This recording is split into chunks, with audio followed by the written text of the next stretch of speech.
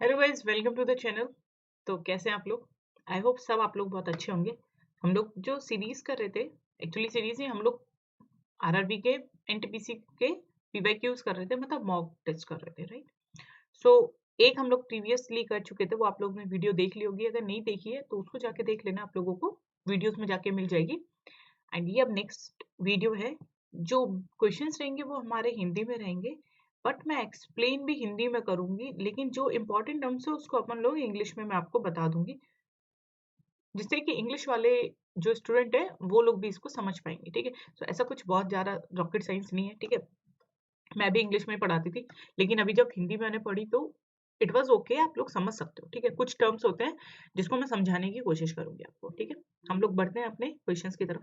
First question है, एक वस्तु 35% की छूट पर 26,000 रुपए में बेच दी गई। ठीक है, सो एक जो आइटम है उसको 26,000 में बेचा आफ्टर 35% का छूट, मतलब डिस्काउंट। तो मुझे एक बात बताओ, डिस्काउंट मतलब किस पे मिलता है हमें? डिस्काउंट एमपी पे मिलता है। अगर मैंने मान लो एमपी मान लिया 100, तो एसपी कितना हो जाएगा? 35% का डिस्काउंट मतलब 65। सो रेशो कितना आ जाएगा? 20 और 13। तो इस 13 की वैल्यू 26,000 दे रखी है, इससे मैंने क्या निकाल लिया? एमपी की वैल्यू निकाल ली। एमपी की वैल्यू कितनी आ जाएगी? 40,000।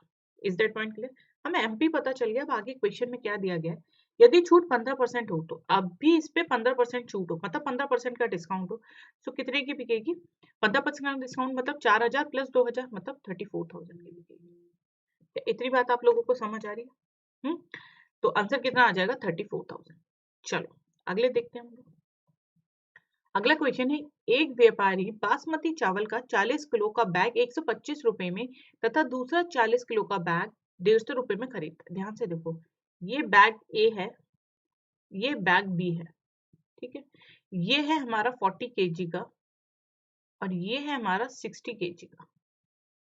इसको उसने खरीदा 125 रुपीज में, इसको उसने खरीदा 150 रुपए में। कोई दिक्कत नहीं है, वह पूरे स्टॉक को 20% के लाभ पर बेच देता है। ठीक है, अगर 20% लाभ पे बेच रहा है तो 20% इस पे जाएगा और 20% इसको लाभ भी होगा, दोनों पे 20-20% होगा ना। मतलब कितना होगा इस पे 20%? 15 का कितना का लाभ होगा? 25 का लाभ होगा। मतलब 10% कितना? 12.5, 20% मतलब 25, तो कितने का बेचेगा? 150 रुपए हो जाएगा 20%, और इसका 20% मतलब 180। सो टोटल कितनी कॉस्ट आ गई? 330। ये किसकी कॉस्ट है? मिलाकर बेचा गया है, राइट? पूरे स्टॉक को बेचा गया, मतलब 100 केजी की वैल्यू कितनी आ जाएगी? 330। क्या इतना बात समझ आ रही है आप लोगों को? 100 केजी की वैल्यू आ गई। तो अगर देश में खरीदता, पूरे स्टॉक को 20% के लाभ पर बेच देता, यदि उसका प्रति किलो विक्रय मूल्य ज्ञात कीजिए। क्लियर हो गया? इतने को बेचा गया। अच्छा, यहाँ पे अब इसमें प्रॉब्लम क्या है? 40 किलो का बैग 125 रुपए प्रति किलो लिखता तो चीजें ज्यादा आसान हो जाती, लेकिन अब उसने ऐसा लिखा है तो ऑप्शन तो हमारा बैठ ही नहीं रहा है। क्यों? देखो ध्यान से देखो, वह पूरे स्टॉक को 20% के लाभ पे बेचता है। 20% का लाभ, पूरे स्टॉक की वैल्यू कितनी होगी? आप बोलोगे मैम ये हो जाएगी हमारी 275। 275 का 20% का मतलब कितना हो गया? 27.5 प्लस 27.5 मतलब 55 रुपीज का लाभ। तो 55 रुपीज का लाभ मतलब 330 रुपए का। ठीक है, 330 रुपए की वैल्यू होगी। अच्छा, और ये टोटल क्या आ गया मेरा? सीपी आ गया हमारा 275 और एसपी आ गया मेरा 330। सो 100 केजी की वैल्यू 330 आ गई। सो 1 केजी की वैल्यू बेटा कितनी आ जाएगी? 3.3। आगे क्या बताया उसने? उसका प्रति किलो का वैल्यू तो हमारी 3.3 आ रही है, जो कि हमारे ऑप्शन में नहीं है। एक बार क्वेश्चन को दोबारा समझने की कोशिश करें। एक व्यापारी बासमती दाल का 40 किलो का बैग 125 में खरीदता है, 60 किलो का बैग इसमें में खरीदता है, वो पूरे स्टॉक को 20% के लाभ पर बेचता है। उसका प्रति किलो मूल्य, विक्रय मूल्य ज्ञात कीजिए। यही होगा, इसके अलावा कोई ऑप्शन नहीं आ पाएगा। चलो अगला देखते हैं। अगला क्वेश्चन देखो, दो संख्या HCF एंड LCM इतना है, यदि एक संख्या ये है, तो हमें पता है HCF इंटू LCM क्या होता है? HCF into LCM is equal to product of दो संख्या का गुणा A इंटू B, ये होता है। तो मुझे HCF दे रखा है 6, LCM दे रखा है 108 और एक संख्या दे रखी है 12, मुझे B निकालनी है। तो ये इससे गया 2 पे, ये इससे गया 54 पे, तो B कितनी आ जाएगी? 54। क्या इतनी बात आपको समझ आ रही है? बड़े अगले क्वेश्चन की तरफ। आगे देखो, उसने मुझे बता रखा है this this this and other fourth proportional ज्ञात कीजिए। क्या हो जाएगा? A अपॉन में B is equal to C upon में D, यही होता है फोर्थ प्रोपोर्शनल। फोर्थ प्रोपोर्शनल मतलब D और मुझे निकालना है, तो C इंटू B अपॉन में A।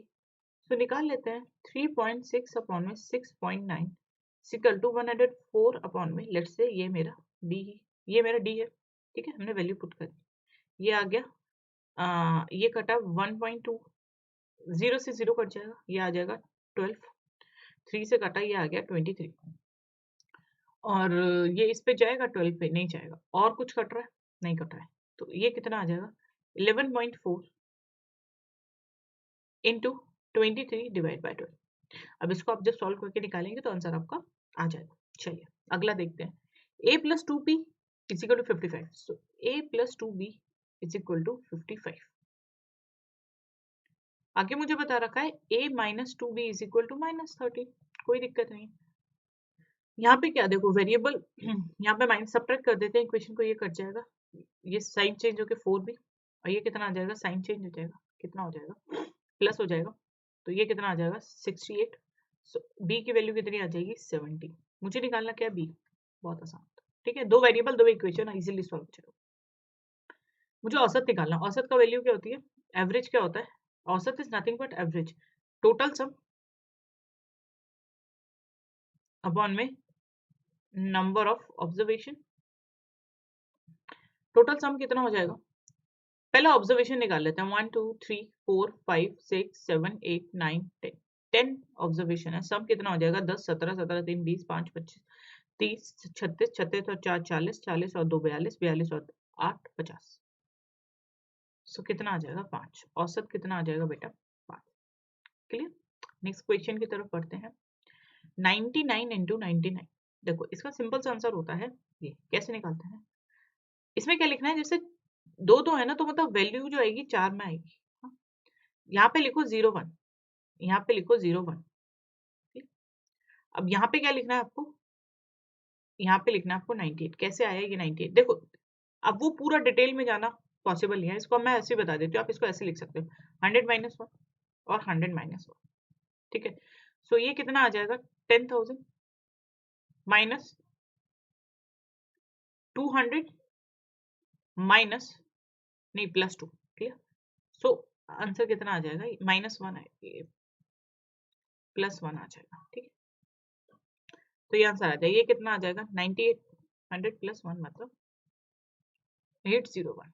चलिए अगले क्वेश्चन की तरफ बढ़ते हैं, एक व्यक्ति 10 मिनट में 1 किलोमीटर चलता है, 10 मिनट में 1 किलोमीटर चलता है, या तो मिनट में हो बात या तो सेकंड्स में हो, मतलब सेकंड में हो या तो और में हो, कि मिनट वाला सिस्टम चलता नहीं है तो इसको हम और में चेंज कर लेते हैं, सो 10 मिनट का मतलब 10/60 और मतलब 1/6 और, सो 1/6 और में वो 1 किलोमीटर चलता है, सो 1 आवर में कितना चलेगा, आप बोलोगे 6 किलोमीटर, तो मुझे उसकी स्पीड पता चल गई, कितना आ गया 1 किलोमीटर 6 किलोमीटर पर आवर, तो उसकी गति किलोमीटर पर घंटे के हिसाब से कितनी होगी, आंसर तो यही आना चाहिए इसका, एक बार दोबारा से चेक करते हैं, 10 मिनट में दिस चलता है मतलब 10 मिनट में वो 1 किलोमीटर चल रहा है, तो 60 मिनट में वो 6 किलोमीटर चलेगा, सिंपल सी चीज, इसमें तो कोई डाउट आने नहीं चाहिए, तो ऑप्शन आर रॉन्ग, ठीक है। अगर यहाँ पे मीटर पर सेकंड की बात होती तो मीटर पर सेकंड में हम क्या करते हैं 5/18 से मल्टीप्लाई कर देते, तो ये 3 पे जाता तो ये आ जाता 1.67, अब यहाँ पे इन्होंने मीटर पर सेकंड में पूछना चाहिए था, क्लियर, तो आ जाता 1.67, इन्होंने यहाँ पे गलत दे रखा है, यहाँ मीटर किलोमीटर नहीं मीटर पर सेकंड होना चाहिए, तो ये आंसर हो जाएगा, ठीक है। अगला देखो, cot 52 की वैल्यू b दे रखी है 1038, ध्यान से देखो, जो ट्रिग्नोमेट्रिक टर्म्स होती है वो हमारी किस में होती है, राइट एंगल ट्रायंगल में होती है, मुझे पता है 52, cot 52, cot 52, cot क्या होता है मेरा, cot की वैल्यू क्या होती है, ध्यान से देखो, ये होता है मेरा परपेंडिकुलर, ये होता है बेस, ये होता है मेरा हाइपोटेन्यूज, cot की वैल्यू होती क्या है, पंडित बद्री प्रसाद हर हर बोले बोले, पंडित बद्री प्रसाद मतलब बेस अपॉन में परपेंडिकुलर, यही होता है, इसका मतलब b, ये क्या है बेस अपॉन में परपेंडिकुलर होना चाहिए, तो b ये दे रखा है परपेंडिकुलर 1 है, तो ये कितना आ जाएगा b स्क्वायर प्लस 1, यही होगा ना, ये वैल्यू कितनी आ जाएगी, रूट नहीं होगी, अभी हम स्क्वायर की बात कर रहे हैं, सो b स्क्वायर प्लस 1 रूट में आ जाएगी, क्लियर। अब 38 ये कितना होगा 90, कितना होता है सम 90 और ये 38 होगा, तो ये 90 होगा, मुझे 10 की निकालनी है, 10 कितनी हो जाएगी 1 अपॉन में b, है ना।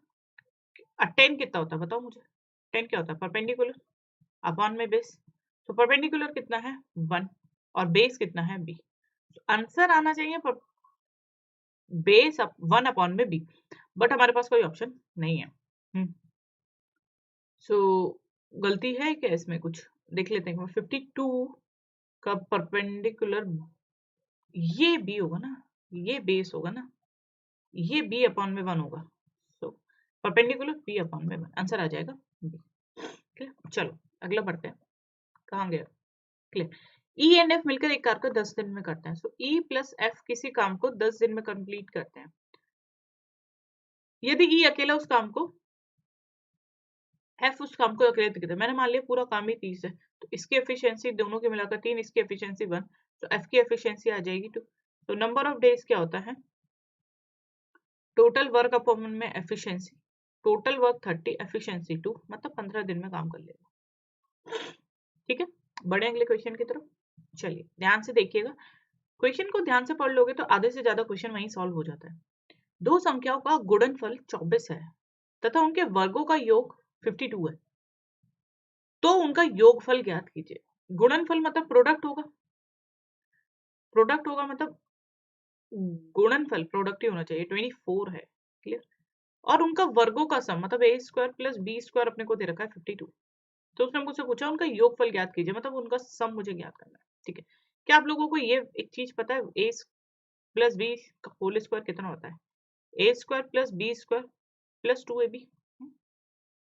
अच्छा, A square plus B square 52 दे रखा है, 2ab कितना हो जाएगा 48, तो ये कितना हो जाएगा 100 हो जाएगा। ठीक है, सो a प्लस बी का होल स्क्वायर 100 है, सो a प्लस बी कितना हो जाएगा 10, सिंपल। ठीक है, बढ़ते हैं अगले क्वेश्चन की तरफ। 9876 माइनस दिस प्लस दिस, ठीक है, 6 minus x plus 54315553, so 9876 minus x is equal to, minus कर देते हैं इसमें से 5431 माइनस 4, सो 2 2 1 ये आ गया, सो x की वैल्यू कितनी आ जाएगी 9876 माइनस 122, सो वैल्यू 54 किसमें है, अच्छा ऑप्शन 2 आ जाएंगे, आ जाएगा option number A. That was काफी आसान क्वेश्चन था। आगे देखो, एक वस्तु 10% की छूट पर इतने में बिकी, 10% का छूट मतलब 10 की आइटम मैंने 9 में बेची, ये एमपी ये एसपी, क्योंकि एमपी पे छूट मिलती है हमें, तो इसकी वैल्यू मुझे 3600 दे रखी है, तो इसकी वैल्यू 4000 हो जाएगी। कोई दिक्कत है यहाँ तक। यदि छूट 15% होती, इस पे अगर मेरे को 15% देनी होती तो कितना कम करती मैं, 400 प्लस 200 मतलब 3400। ठीक है, देखो अब काफी क्वेश्चन रिपीट हो रहा है, अभी हमने इसी टाइप का क्वेश्चन करा था जिसमें 26,000 थी। ठीक है, तो काफी ज्यादा रिपीट होते हैं क्वेश्चन, एक ही पेपर में रिपीट हुआ है। 12 किलो चीनी का मूल्य 6 किलो चावल के मूल्य के बराबर है। ठीक है, 12 केजी शुगर का मूल्य 6 केजी राइस के मूल्य के इक्वल है, तो मतलब शुगर अपॉन में राइस का जो रेशो हो गया अमाउंट का, वो 1:2 हो गया। ठीक है, 10 किलो चीनी तथा 8 किलो चीनी चावल का मूल्य, 10 किलो चीनी मतलब 10 केजी शुगर प्लस 8 केजी क्या चावल, राइस की वैल्यू दे रखी है मुझे 10, तो मैंने मान लिया इसकी वैल्यू 1x और इसका कॉस्ट भी 2x है, तो 10 केजी का मतलब 10x, 8 केजी मतलब 16x की वैल्यू इतनी होगी, तो 26x की वैल्यू मुझे दे दी कितनी बेटा 1040, तो x की वैल्यू कितनी आ जाएगी 40। तो मुझसे उसने पूछा था 1 किलो चीनी, चीनी का मतलब ये, तो कितनी आ जाएगी 40। क्या ये बात एकदम क्लियर है? चलिए बात है 1265 में से क्या घटाया जाए कि प्राप्त संख्या 29 का पूर्णतः विभाजित हो जाए, तो 1265 में से मुझे कुछ घटाना है, तो पहले डिवाइड करके देख लो, सबसे आसान तरीका 29 से डिवाइड करके देख लो। 29 5 से कितना हो जाएगा, 29 5 से तो ज्यादा चला जाएगा, 4 से करके देखते हैं 36 और 116। ठीक है, 116 ये आ गया 105, फिर 3 से करके देख लेते हैं 29 3 से कितना हो जाएगा 60 प्लस 27 87, 5 13 18, 5 और 13 18, तो ये कितना आ जाएगा ये आ जाएगा। क्लियर, चलिए इसको घटा देंगे हम तो वैल्यू हमारी 29 से डिवाइड हो जाएगी, और यही अगर यहाँ पे अगर पूछ लिया जाता क्या बढ़ाया जाए तो क्या करते, 29 माइनस 18, मतलब अगर मैं 11 बढ़ा दूंगी तो ये वैल्यू मेरी डिवाइड हो जाएगी किससे, 29 से। ठीक है, इसे हम कहते हैं माइनस रिमाइंडर। 25 मदों का औसत 50 है, यहाँ पे मर्दों होगा एक्चुअली, या फिर परंतु एक मत 50 के स्थान पर 25 लिख गया। ठीक है, 25 का औसत कितना है, 40 है, लेकिन एक में 50 की जगह 25 लिख दिया गया। ठीक है, तो मतलब कितने का डिफरेंस आया, 25।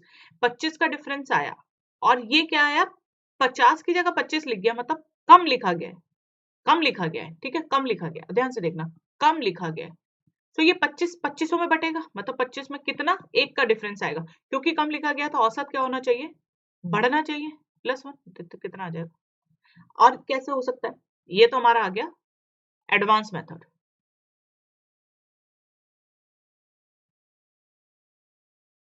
और अगर नॉर्मल मेथड देखें तो 25 इंटू 40, ये आ जाएगा 10,000, लेकिन एक में 50 की जगह हमने 25 लिख दिया, तो माइनस कर देंगे 25, कितना आ जाएगा 50, परंतु एक मद में 50 के स्थान पर 25 लिख दिया गया, तो 25 ऐड करेंगे हम, फिर इसको डिवाइड करके देखेंगे आप, तो आंसर 25 से डिवाइड करेंगे क्योंकि संख्या 25 थी, तो कितना आ जाएगा 41, आंसर आ जाएगा 41।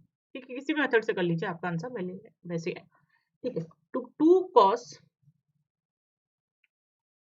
2 cos theta minus pi by 2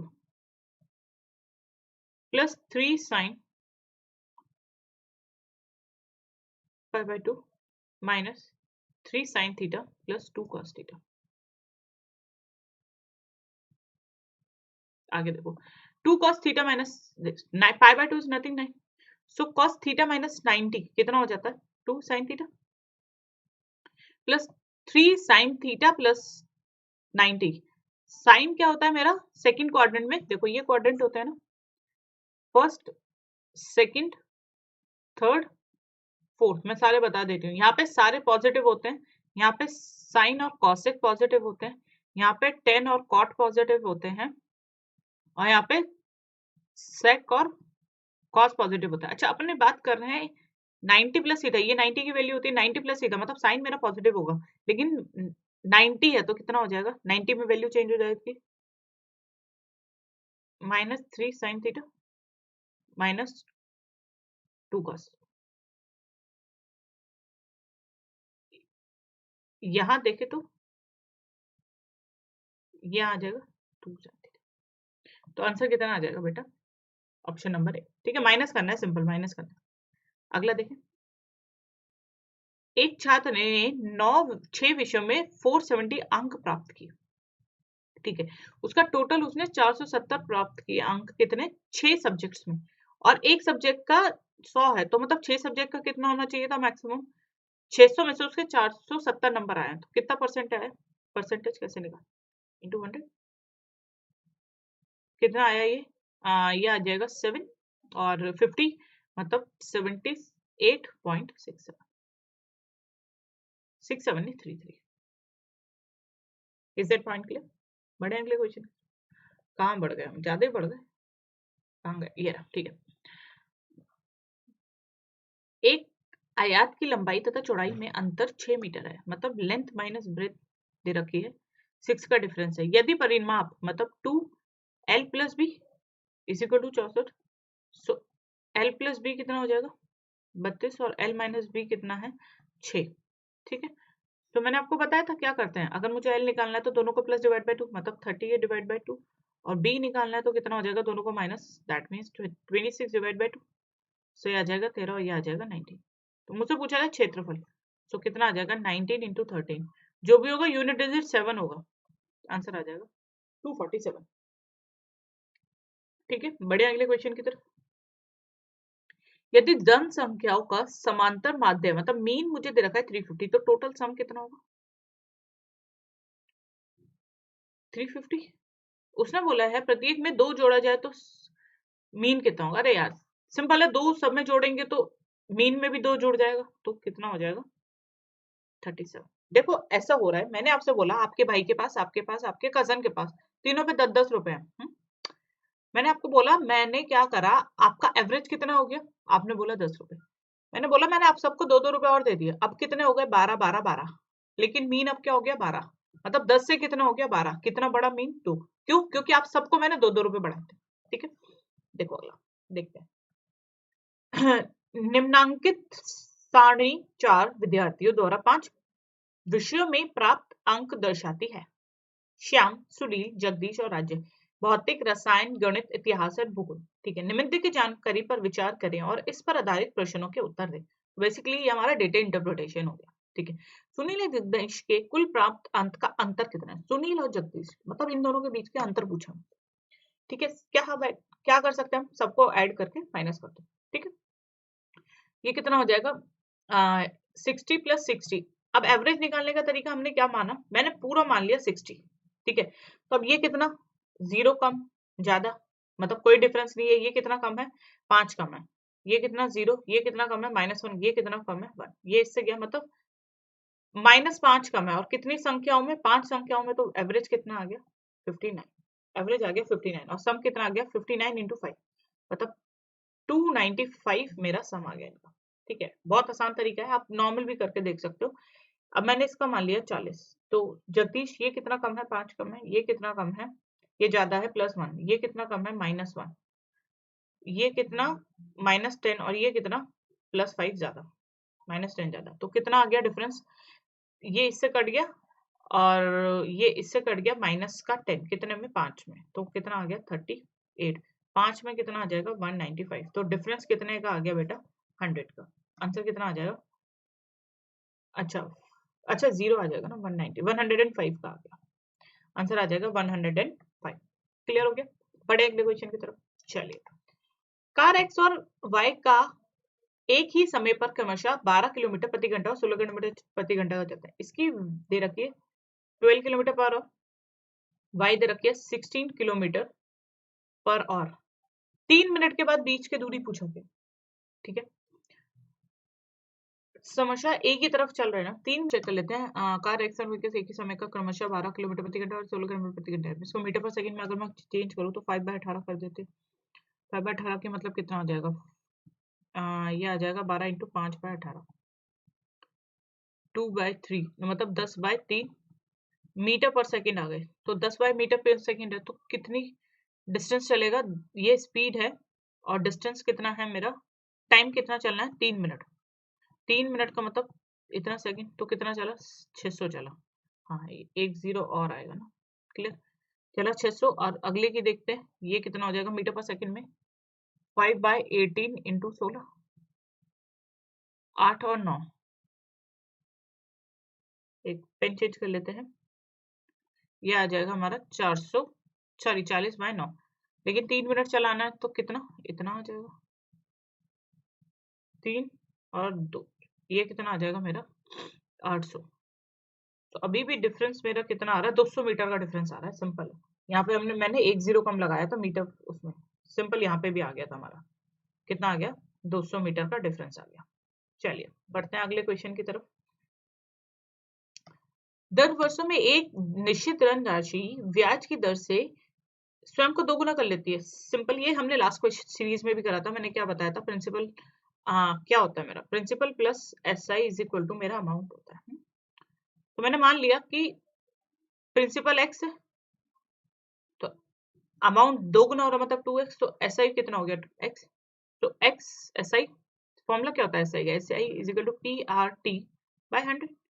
principal मतलब x r मुझे दे रखा है, नहीं पता मुझे, r, और टाइम दे रखा है 10/10। x से x कट गया तो r कितना आ जाएगा? 10%। चलिए अगला देखते हैं। HCF और LCM मुझे दे रखा है और छोटी संख्या, इनमें से छोटी संख्या बता रखी है। दो संख्या HCF तथा LCM के अन्य दो गुणांक 5 और 7, इनमें से छोटी संख्या ज्ञात कीजिए। दो संख्या का HCF 4 है तथा LCM के अन्य दो गुणनखंड 5 और 7 हैं। LCM के अन्य दो गुणनखंड 7 और, ठीक है। LCF दे रखा है मुझे 4 और LCM जो है वो मेरा है 5 × 7। ठीक है, सो छोटी संख्या क्या हो जाएगी? 5 × 4 और बड़ी वाली क्या हो जाएगी? 4 × 7। तो छोटी कितनी आ जाएगी? 20। ठीक है, एचसीएफ क्या होता है? हाईएस्ट कॉमन फैक्टर, मतलब कॉमन होना चाहिए, और एलसीएम क्या होती है? Least common multiple. ठीक है, 5 एक कार्य का 50% एक दिन में समाप्त कर पाते हैं, मतलब 5 लोग जो हैं एक कार्य का 50% समाप्त कर पाते हैं एक दिन में। सो उसी कार्य का 25% एक दिन में समाप्त कर सकता है। दोनों मिलकर उस कार्य को कितने, एक कार्य का उसी कार्य का 25% समाप्त कर सकता है। क्वेश्चन क्लियर है? 5 एक कार्य का 50% एक दिन में समाप्त कर सकते हैं। ठीक है, 5 लोग किसी कार्य का 50%, ठीक है, कार्य मतलब 50% की बात हो रही है, क्या होता है? MDH अपॉन में W, ये होता है, मतलब यहाँ पे मेन, डेज और यहाँ पे वर्क। तो 5 लोग हैं, डेज कितने हैं 1, और 50% काम कर पा रहे हैं, नंबर ऑफ आवर्स मुझे नहीं पता तो उसको हटा दो। अगला पूछा गया है उसी कार्य का 25% एक दिन में कर सकते हैं, लेट से n लोग कर सकते हैं। तो काम कितना हो गया, ये 2, मतलब n की वैल्यू कितनी आ गई 5/2, तो कितना आ गया, 2.5 लोग आ गए। और किसने बोला दोनों मिलकर उस कार्य को कितना दिन में समाप्त कर देंगे। तो दोनों कार्य को हम या तो ऐसा कर सकते हैं कि अगर 5 50% एक दिन में कर रहे हैं तो 5 पूरा 100% कितने में कर लेंगे, लेट्स से m मान लिया मैंने, वो कर लेंगे 2 दिन में, और ये 25% कर रहे हैं तो ये 4 दिन में कर लेंगे, मैंने टोटल मान लिया 4, एलसीएम ऐसे मान लेते हैं, ये 2 आ जाएगा, ये 1, सो 4/3, तो मतलब कितने दिन में कर लेंगे 1.110, मतलब 1.33 में कर लेंगे। देखो क्या करा गया है, इसको छोड़ दो, ये सब मत करो, इससे कॉम्प्लिकेट हो जाएगा क्वेश्चन। देखो क्या करा है हम लोगों ने, मैंने देखा कि 5 लोग, मैंने 5 को मान लिया कि एम ही है, वो 50% काम करते हैं एक दिन में। सो 50% अगर वो एक दिन में कर रहे हैं तो 100% कितने में करेंगे, 2 दिन। आगे बोला इसी कार्य का 25%, उसी कार्य का 25%, लेट्स से वो दूसरे लोगों का n, तो 25% वो एक दिन में कर रहे हैं तो 100% 4 दिन में करेंगे। टोटल काम मान लिया 4, ये आ गया 2, ये आ गया 1, तो 4/3 दोनों को पूछा गया। आगे देखो, दो संख्याओं का अनुपात 3:4 है तथा योगफल इतना है, कोई दिक्कत नहीं है, अनुपात पता है मुझे, मैंने मान लिया 3x + 4x x = 72, x की वैल्यू कितनी आ जाएगी बेटा, 24, 23 आएगी, 23 नहीं 18 आ गई। उसमें पूछा गया दोनों संख्याओं का अंतर, 200 संख्याओं का अंतर क्या है, 2x, मतलब 36। एक व्यक्ति प्रति वर्ष 500 रुपए प्रत्येक वर्ष की शुरुआत में 2 वर्षों के लिए 10% की वार्षिक चक्रवृद्धि पर जमा कराता है। एक व्यक्ति प्रति वर्ष 500 रुपए प्रत्येक वर्ष की शुरुआत में 2 वर्षों के लिए 10% की चक्रवृद्धि ब्याज पर जमा कराता है, तो वर्ष के अंत में धनराशि का परिपूर्ण मूल्य कितना है। देखो 500 रुपए दिए उसने, अब 500 रुपए को उसको 10% मिला तो कितना हो गया, 550 हो गया। ठीक है, अब फिर क्या करा उसने, 500 रुपए ऐड करे तो कितना हो गया, अब कितना हो गया 10,050। अब इस पे भी 10%, तो मतलब 105 और ऐड हो जाएगा तो कितना हो जाएगा, 105 और ऐड हो जाएगा तो 1155, इतना उससे एंड में मिलेगा। तो अगले क्वेश्चन की तरफ देखते हैं। माता पिता तथा 2 बच्चों की औसत आयु का क्रमशः 20-30% तथा 8% है। ठीक है, माता पिता मतलब मदर प्लस फादर का एवरेज कितना है 30, तो सम कितना हो जाएगा 60, और चिल्ड्रन का दे से 1 सेकंड चिल्ड्रन और फर्स्ट चिल्ड्रन सेकंड चिल्ड्रन, उन दोनों का दे 8, मतलब सम कितना हो जाएगा 16। तो परिवार की औसत वैल्यू कितनी हो जाएगी, m + f + 1 + सेकंड, ये कितना हो जाएगा 76, मुझे निकालना है औसत, तो डिवाइडेड बाय 4, क्योंकि 4 लोग हैं, तो कितना आ जाएगा 19 वर्ष। आगे देखते हैं। इसी के साथ हमारा क्वेश्चंस खत्म हो जाते हैं, हम फिर मिलेंगे नेक्स्ट क्वेश्चन सीरीज के साथ जल्दी ही। Till then thank you, bye bye, take care.